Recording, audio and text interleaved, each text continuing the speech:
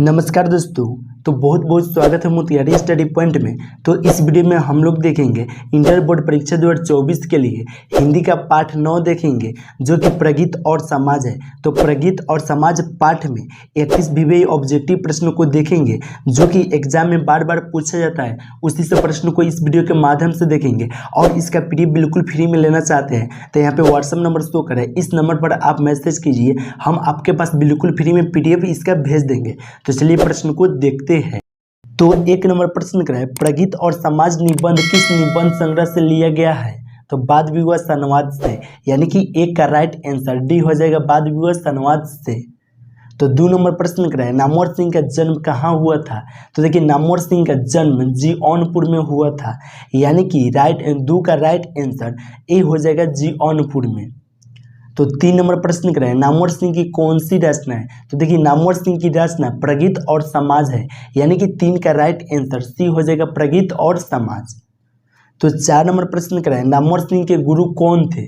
तो देखिए नामवर सिंह के गुरु हजारी प्रसाद द्विवेदी जी थे, यानी कि 4 का राइट आंसर बी हो जाएगा हजारी प्रसाद द्विवेदी जी। तो 5 नंबर प्रश्न को अब हम लोग देखेंगे जो कि 5 नंबर प्रश्न बहुत ही महत्वपूर्ण प्रश्न है और यह करे नामवर सिंह ने BA तथा MA की शिक्षा कहाँ से प्राप्त किए थे? तो देखिए नामवर सिंह ने BA तथा MA की शिक्षा BHU से प्राप्त किए थे, यानी कि 5 का राइट आंसर सी हो जाएगा BHU। तो 6 नंबर प्रश्न कराए, प्रगीत कैसा काव्य है? तो देखिए प्रगीत कैसा काव्य है? तो प्रबंध काव्य है, यानी कि 6 का राइट आंसर सी हो जाएगा प्रबंध काव्य। तो 7 नंबर प्रश्न कराए, दुनिया को हाथ की तरह गर्म और सुंदर होना चाहिए, यह किस कवि की कविता का अंश है? तो केदारनाथ सिंह का, यानी कि 7 का राइट आंसर ए हो जाएगा केदारनाथ सिंह का। तो 8 नंबर प्रश्न कराए, 8 नंबर प्रश्न कराए, आचार्य रामचंद्र शुक्ल के काव्य सिद्धांत का आदर्श कौन सा काव्य है? तो प्रबंध काव्य है, यानी कि 8 का राइट आंसर सी हो जाएगा प्रबंध काव्य। तो 9 नंबर प्रश्न बहुत ही महत्वपूर्ण प्रश्न है जो कि कह रहा है सहर्ष विकार है कविता के रचयिता कौन है? तो मुक्ति बोध। सहर्ष विकार है कविता के रचयिता कौन है? तो मुक्ति बोध, यानी कि 9 का राइट आंसर बी हो जाएगा मुक्ति बोध। तो 10 नंबर प्रश्न करा है, सच्चे अर्थों में प्रगीतात्मकता का अर्थ आधार क्या है?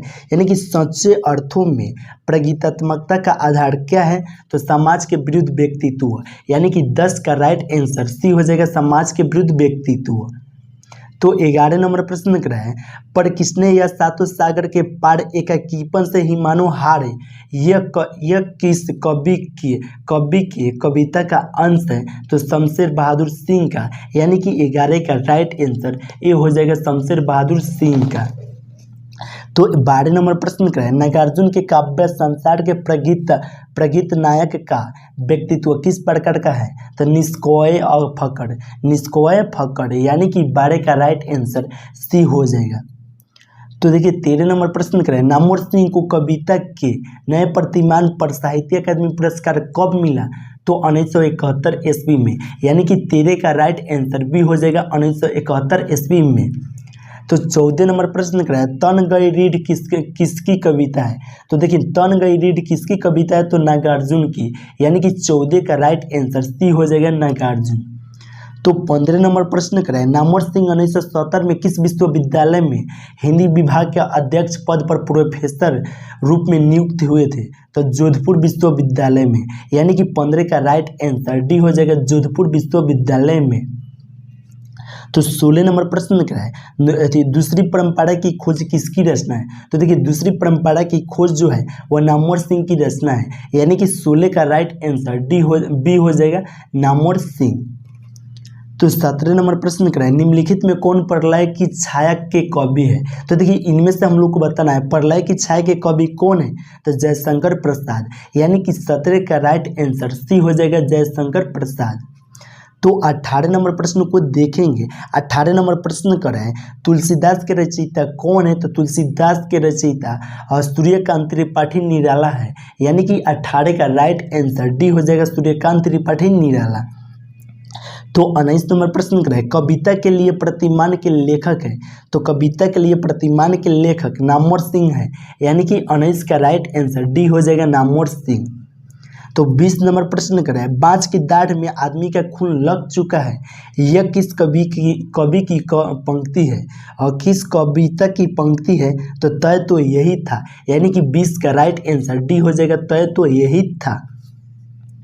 तो 21 नंबर प्रश्न क्या है, मैं तुम लोगों से दूर हूँ किसकी कविता है? तो देखिए, मैं तुम लोगों से दूर हूँ यह मुक्ति बोध की कविता है, यानी कि 21 का राइट आंसर ए हो जाएगा मुक्ति बोध।